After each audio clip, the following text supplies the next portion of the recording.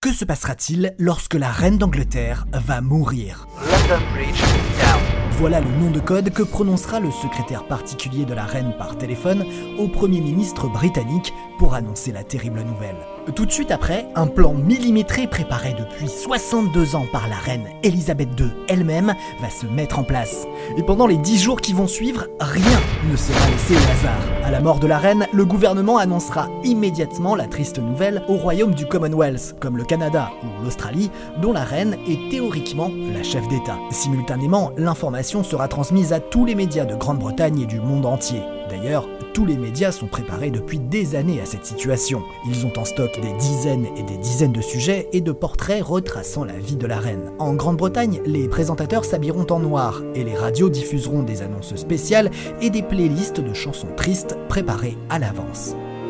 Le site web de la famille royale sera mis à jour avec une unique page noire accompagnée d'un simple message annonçant le décès de la reine. Le personnel de Buckingham, le palais de la famille royale, accrochera un panneau sur les portes du bâtiment afin d'informer le public. Certains événements sportifs seront annulés et les gens rentreront chez eux plus tôt du travail. À la seconde où la reine poussera son dernier soupir, son fils Charles deviendra immédiatement le nouveau roi d'Angleterre et son épouse Camilla, reine consort. Il prononcera son premier discours le jour même.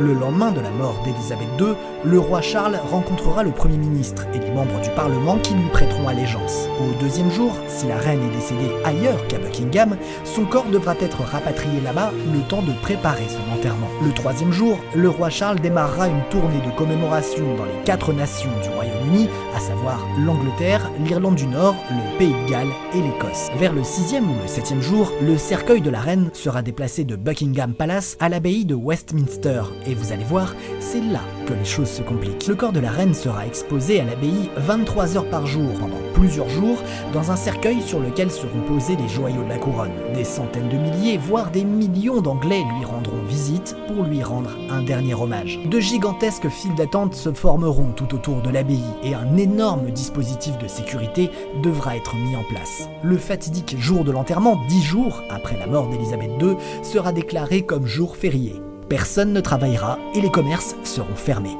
À 9h, les cloches de Big Ben sonneront de manière plus solennelle, car elles seront entourées de cuir pour étouffer le bruit, ce qui marquera le début de la cérémonie à l'abbaye de Westminster. Tout le pays sera mis sur pause à cet instant. Enfin, un convoi l'emmènera vers sa dernière demeure, le château de Windsor, où elle sera enterrée avec son mari, le prince Philippe, décédé en avril 2021. Voilà ce qui marquera la fin du règne de la reine Elisabeth II et le début d'un nouveau cycle pour le Royaume-Uni.